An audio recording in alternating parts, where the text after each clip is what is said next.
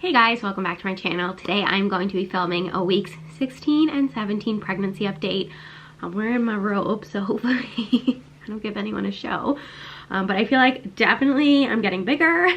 I definitely in the past 2 weeks feel like baby girl has popped. She like popped before, she like really popped now. So let's get into the pregnancy update because I've got some things to update you on. Weeks 16, let's start at the beginning, right? Week 60, one day I said I had the most energy I've had this whole pregnancy. So 16 weeks, one day was like the beginning of turning up a new, what is it like, what do they say? Turning a new leaf, turning a new page. The second trimester for me, like I would say really has started 16 weeks, one day. Gotten my energy back tenfold. My body feels just like, it feels like how it did. It feels almost better than it did pre-pregnancy. Like I feel so much better. So I started working out that day. I've been working out almost every single day since. Been feeling so good.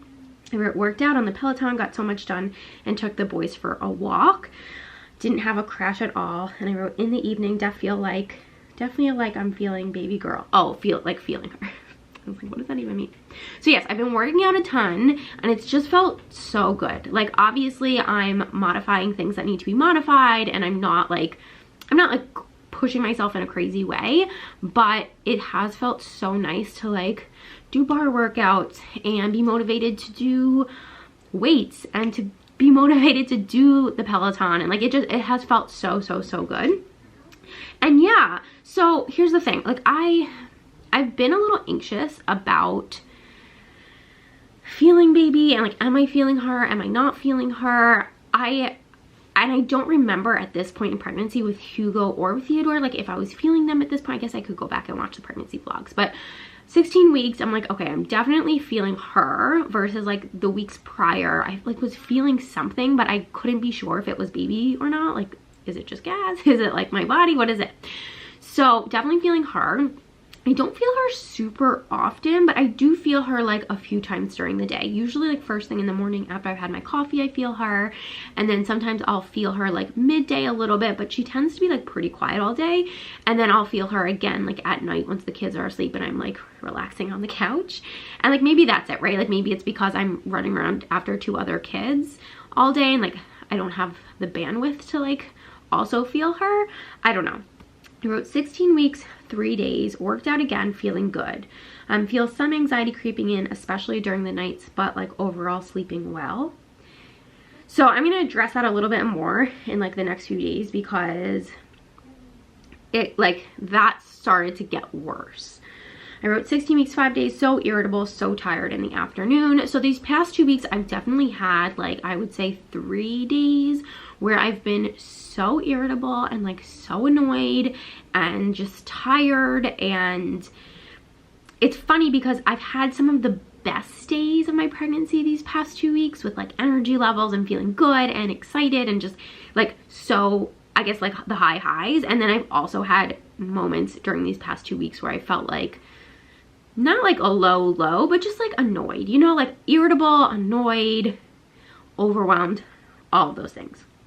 16 weeks, 5 days, so irritable, so tired in the afternoon. I think that's what I just read. 16 weeks, 6 days, I wrote energized, been working out every day and feel very good, hormonally feel better. So definitely I would say very hormonal in the past 2 weeks. That's amped up a lot, but I think working out has definitely helped.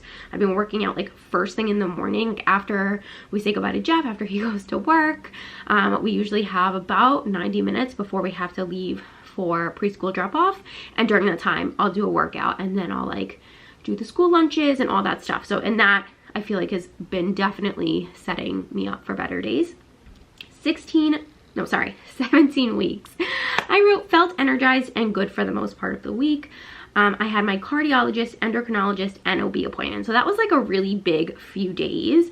Met with my endocrinologist like via online virtual appointment, and we just went over, I had gotten some blood work done to see how the levothyroxine was working. If you didn't know, I have Hashimoto's disease and hypothyroidism, and so I'm on levothyroxine.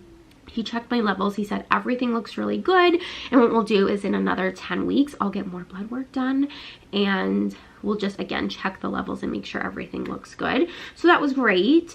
And then saw my OB. It was like a really quick appointment. I got weighed. I want to say 143 pounds, which was up 6 pounds from my last appointment, which just felt a little bit off. I was like, how did I gain 6 pounds like within the span of like a month? But I guess it also kind of made sense because I had started working out, and like obviously muscle weighs more than fat. And then also like I feel bigger. Like baby's been a little bit bigger. Like I just feel like my hips, y'all, when in pregnancies, my hips and my thighs and my butt, like that's where all the weight goes on me. So like I definitely noticed that those were bigger. So I was like, all right, well, I'll just like let that go. And the rest of the appointment went well. Like heartbeat was strong, everything was good. My next OB appointment is actually in March, and it's with the high risk doctor. So I'll be doing my anatomy scan and my like 20-week appointment checkup with the high risk doctor. And that's not, I am considered high risk because of my advanced maternal age, but this isn't because of that. This is just they want me to meet the high risk doctor and get to know her a little bit before, just in case she's the one on call if I were to go into spontaneous labor and need a C-section. So there's that to look forward to. Then I met with the cardiologist. So this was really cool. So I had been talking about in my past few vlogs about my heart arrhythmia and wanting to get that checked. So I wore the heart monitor. That came back, and that information actually looked really good. And they said they saw a little bit of arrhythmia, but like it was nothing too concerning, which was great. And then I did an ultrasound, and they sent those results to the cardiologist, and I met with the cardiologist, and he said that everything looks really good. He said everything looks really good. And like I had that moment of like, oh, I'm sorry, like I feel like I'm wasting your time, but also just knowing that like, no, like I'm pregnant. And he said the increased blood flow and the extra hormones, and with your added thyroid issues, like all of that can cause more arrhythmia than normal in pregnancy. And so, you know, good on you for wanting to get it checked, and like, you know, you just never know. And I think it's smarter to get those things checked, especially when you're pregnant. And so I'm so happy and so relieved that everything is fine. And he said, you know, if anything were to change, or, you know, you felt any concern, then let us know, you can come back. But if not, then like you're good.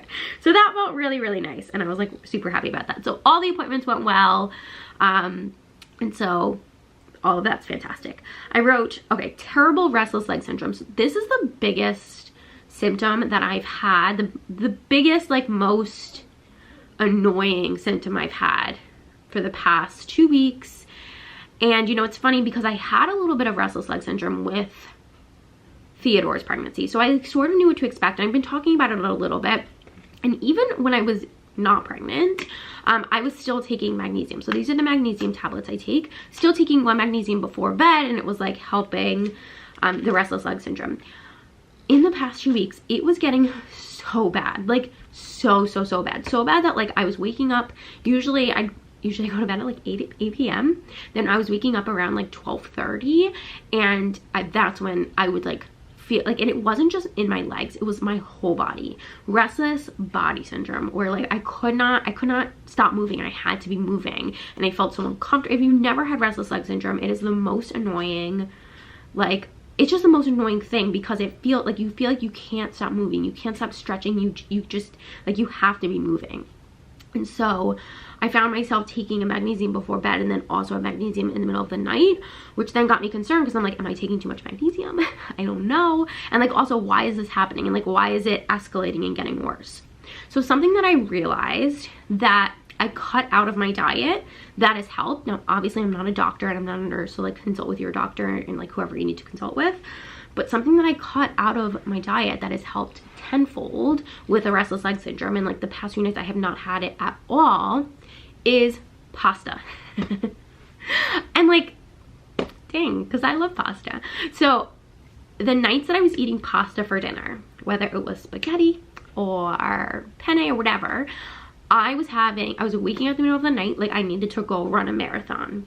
And I wonder now, like looking back, I'm like, okay, it was probably some restless leg, and it was also probably just like my body like getting all this energy from the freaking pasta and then being like, well, what do we do with this energy? Like, you just ate a whole bowl of pasta right before bed, like go run a marathon. And so once I like put 2 and 2 together, I was like, oh, I need to like stop eating. And like maybe not so much portion size. Okay, maybe portion size also too, but like just like no pasta before bed. No pasta before bed. You don't need to be like carb loading before bed, like you're going to bed. So I haven't been eating any pasta. I've been doing like rice for dinner or like other things. And it's been 1,000 times better. It's been so much better. So I'm really glad like I sort of figured that out. And I still take the magnesium every so often in the evenings if I feel like I need it. But I'm telling you right now, like I can actually, I wouldn't say sleep through the night, because like obviously I'm still getting up to pee in the middle of the night, and like we have other kids who wake up in the middle of the night, but at least I'm not getting that feeling, right? That feeling a few hours after going to sleep where I'm like, I need to like move my body. So annoying. So I wrote irritable and hormonal toward the end of the week, which again, like I'm also pregnant. The past 2 weeks I've been so hormonal, like at the drop of the hat. If it's like, you know, tiny little things will just make me cry. And like, I just remind myself that like, it's just a moment, it's gonna pass.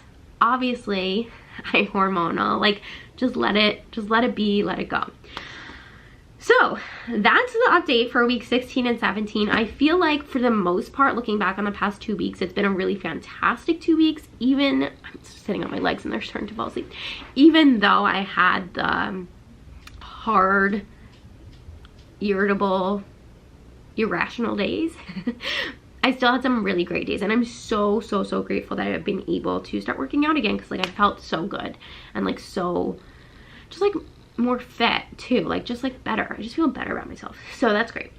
I'm gonna finish this video by just saying we still have not picked a name. It's early. I'm 18 weeks 2 days today, so like I'm not gonna put the like insane pressure on myself until I at least reach like 30 weeks. Because I want to buy the cute little wooden name plaque. I want to do that. We have 2 names that we really love. I have a bunch of names that I really love. I mean, how am I to choose when I have like a list of 10 to 12 girl names that like I adore? And Jeff and I keep going back to the list and we're like, this is such a good list. Like, these names are so good. But when it comes down to it, there are 2 girl names that we keep going back and forth about. They both feel right. Like, that's the hardest part, is that they both feel really right. They both feel like they are our daughters, which makes me feel like, are we meant to have a 4th child? Are we meant to have another girl? Like, what is happening here? Why do both of these girl names feel like so real to us? I don't know. They both go well with our last name. I'll say like one goes a little bit better than the other. When it boils down to it, I think it's gonna either I'm going to need some sort of like real in my face, like divine intervention of like, this is the name, or it's gonna be like a game, what do they call it, like game day decision, where we meet her, we see her, and then like in that moment we pick a name. Yeah, like I said, they both of the names they also feel very different. Like, they feel like 2 different people. And like Jeff has said that too. Like, I'll say like, oh, do you like name 1 or like name 2? Like, where are we going with this? And he's like, well, they both feel, they're not like interchangeable names, if that makes sense. It's not like they're super similar. Like, they're 2 distinct, different personalities, and it's so tricky. And like, one name is, I wouldn't say like popular, but like it's definitely like you've heard it before. It's not super popular. It's not like a top 10 name, but it's getting more popular. I don't know. I see it a lot too, which makes me think like, oh, maybe that's a sign. And then the other name is a very popular top 10 name, and I'm like, oh, do I want a super popular top 10 name? Not that like really matters, because like one of our sons has a really popular top 10 name. But at the same time, I'm like, it goes so well with the boys' names, and it goes so well with our last name. Like, what do I do? What do I do? It's tricky. I might also just end up buying Like the little wooden plaques are pretty inexpensive. I might just end up buying it in both of the names, because like I would hate to buy one name and then after we have her be like, oh wait, actually it's the other name, and then not have it. Anyway, I'm also a little congested. I don't know if you could hear that during the video, but that's it, guys. I will show you a little bump date so you can see what I'm talking about. Look at this belly. Oh my goodness. Isn't that so funny? I feel like she's popped so much. By the end of the night, guys, and I'll talk about this more in my 18 week, because like last night, y'all, when she, at the end of the night, she was all the way down here. Like I felt like if I stood up off of the couch, she was just gonna fall out.